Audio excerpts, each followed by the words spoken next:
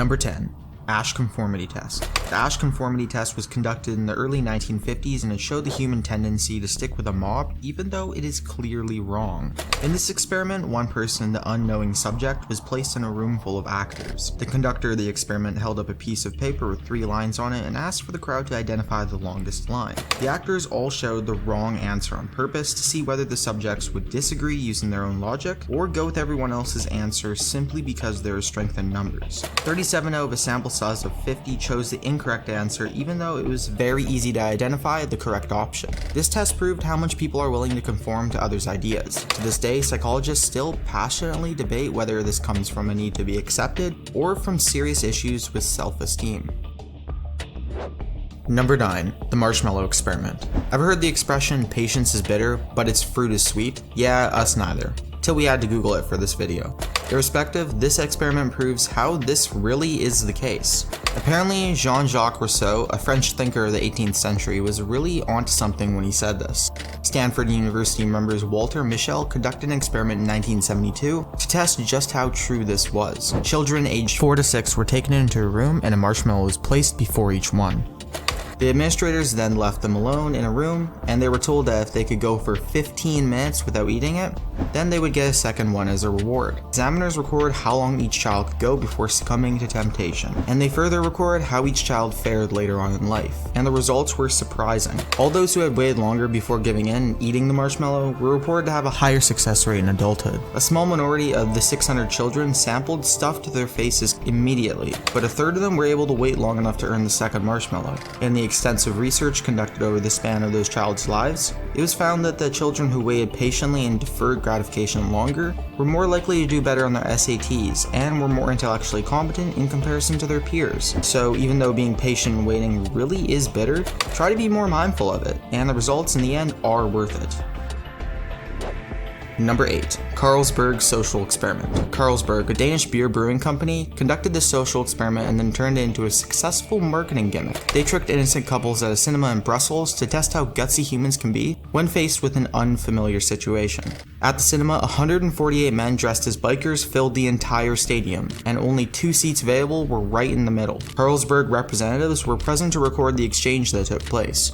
Many of the couples that walked in were shocked to see the crowd, and some of them even responded by saying that this wasn't what they had paid for. Many couples were daunted by the bikers and turned away. Whether this happened, the bikers showed no reaction. However, every time a couple awkwardly shuffled between the bikers and claimed the 2 seats in the middle, everyone broke out in applause and offered the pair a bottle of Carlsberg beer. The reactions of the couples were of genuine shock and pleasure. This is just another experiment to show that humans are creatures of habit and are fearful when approaching the unknown. Number 7. Robbers Cave Experiment. This experiment took place in the summer of 1954. A group of preteen boys were used to see how different groups work together to solve conflicts. Muzaffar and Carolyn Sheriff, as well as their research team at the University of Oklahoma, were responsible for finding 24 boys who were well-adjusted socially and physically in their communities and invited them to a seemingly ordinary summer camp. What these kids didn't know was that the counselors were actually psychologists and they were the unknowing subjects of a psychological experiment. The 2 groups were split randomly and the boys within each group were encouraged to bond with each other. However, the 2 groups were kept apart at all times, and the counselors did little things to reinforce competitiveness between the 2 groups. After instilling competition and some hostility between them, For just $67, you can make as many videos as you want, and you never need to pick up a camera or use any fancy editing software. With Doodly, you drag, you drop, you tweak some settings, and boom, video done. It'll take you just a few minutes. So, let's hear from the Doodly creator, Brad, to see why Doodly is so easy to use and why you should grab this offer right now.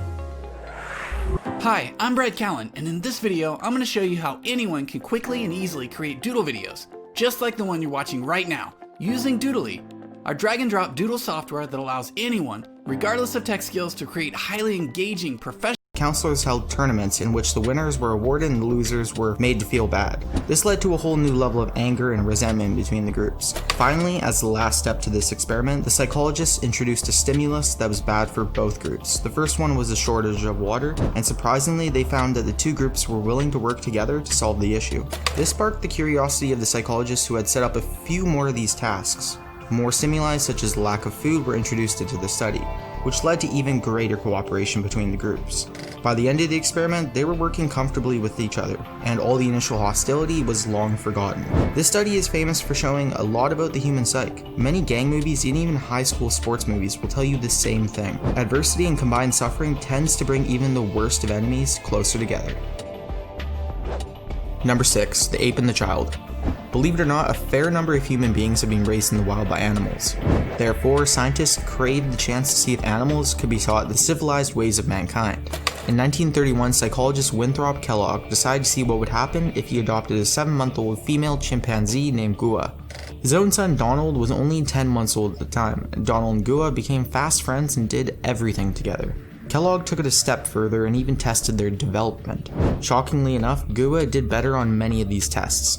However, the Kelloggs were disappointed that Gua had not acquired the ability to communicate through words, and they were horrified to discover that Donald's speech cognition was also suffering. When he imitated Gua's hunger bark, the Kelloggs decided that Donald needed to spend more time around other humans. Gua was shipped off to a primate center where she died a year later due to a fever. This experiment is not well known because it is odd to think that humans find it easier to emulate animals than vice versa. There's a real theory out there that cats and dogs tend to act and even behave like their owners over time.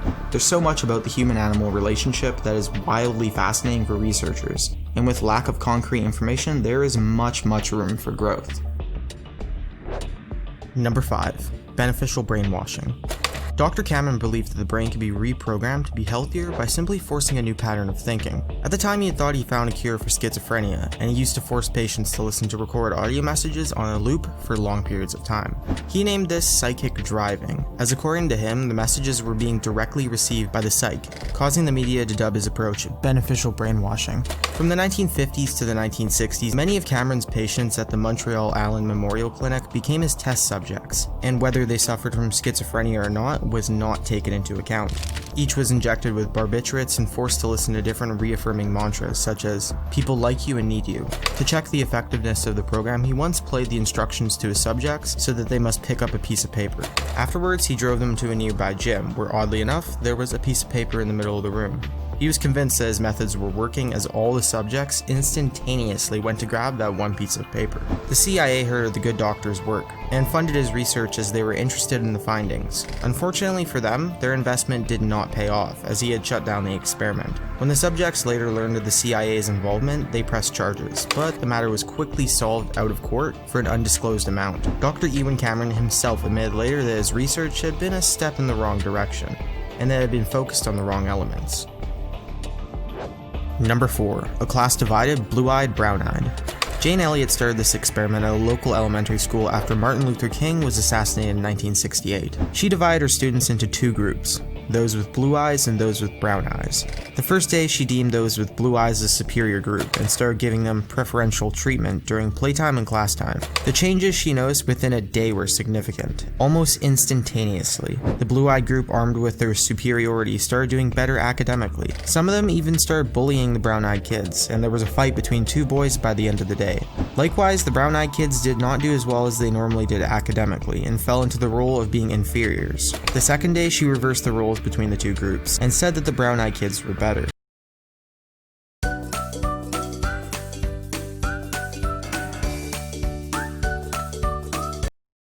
The results again showed the fast effects of negative conditioning. The brown-eyed kids did so much better than they had before, and they returned to being more confident and outgoing. While they were only children, both groups learned the horrible effects of racism, and interestingly enough, when the class came together again at a reunion, each of them remembered the incident and remarked that it made them more conscious of the different challenges that people of diversity faced. Jane Elliott became an advocate for this experience, and she was often asked to give talks to different groups and conduct the experiment with them as well. Her results have always shown that when people are expected to fail, they are more likely to.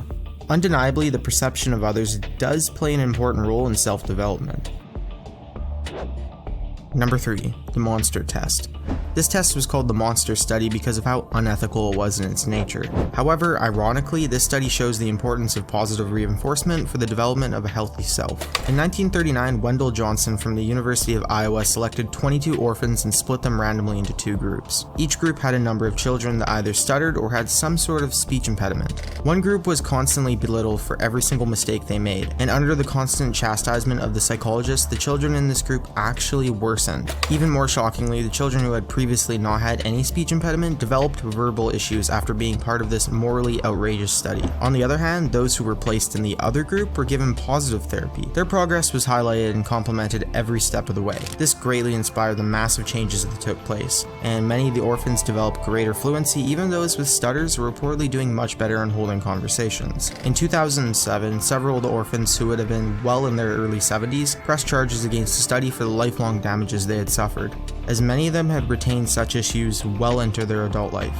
The courts awarded 6 of these orphan children with $925,000 as compensation for their abuse, which isn't all too much considering many of them were permanently harmed. While it was a harsh and gruesome experiment, many of the reforms in our modern-day education system are based on the findings that support positive reinforcement over criticism.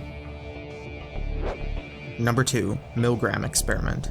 The Milgram experiment refers to a series of experiments that were conducted by Yale University Professor Stanley Milgram during the early 60s. This test was conducted soon after one of the Nazis who was put on trial in Israel pled the defense of simply following orders. Since everyone was questioning how much of an effect obedience has on people, Professor Milgram and his team decided to explore the theory of obedience to authority. The experiment asked ordinary people to ask a volunteer who was part of Milgram's team interrogative questions, and then administer shocks through a machine if the volunteer answered incorrectly. The conductor of the experiment took the authoritative role and asked the unknowing subjects to increase the voltage of the shock after each question was incorrectly answered. Luckily, unbeknownst to the shock administrator, the shocks were completely fake, and the volunteer was a hired actor. In order for the test to be truly accurate, the shock administrator was led to believe it was real, and each shock came with a series of horrifying screams from the volunteer. In one case, they even told the subjects that the volunteer had a heart condition, which they expected to awaken the conscience of the subjects. Unfortunately, the results showed something horrifying about human nature. Milgram's team expected the subjects to stop giving the shocks after a certain number, but almost everyone kept going and obeyed the commands of the authority figure without taking into account the morality of their actions. This study makes it to the top of wacky psychological experiments because it shows that there is a little bit of evil within everyone, and that all it takes to emerge is authoritative command. Number 1. Stanford Prison Experiment. This insane experiment was conducted in the early 1970s, and there have been numerous reports and further studies about it. Dr. Philip Zimbardo's ethically questionable experiment even inspired an award-winning movie in 2015. The study was conducted to explore the effects of the prison system on inmates and guards. Both the Navy and the general military were interested in the findings, as at the time they wished to understand the troubled relationship between inmates and guards. Zimbardo and his team enticed 24 males to be part of the study by offering them a pay of $15 per day.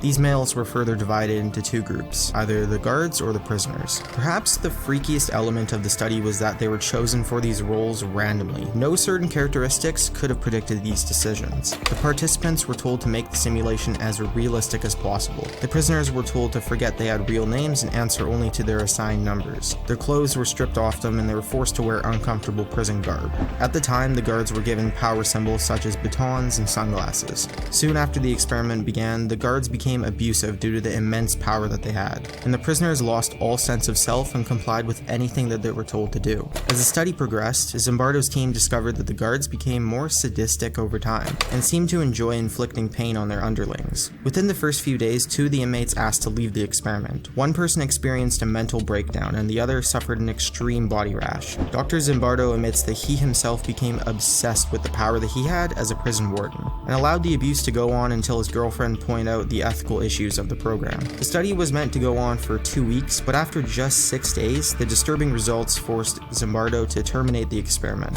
The results are so morbidly fascinating because they show that normal people are capable of doing terrible things if they are provided with the right environment, as one of the participants perfectly summed it up by saying, "You don't know what you would do unless you were in that situation." If you ever take up psychology in school, you will definitely hear about this experiment. Trust me, I did.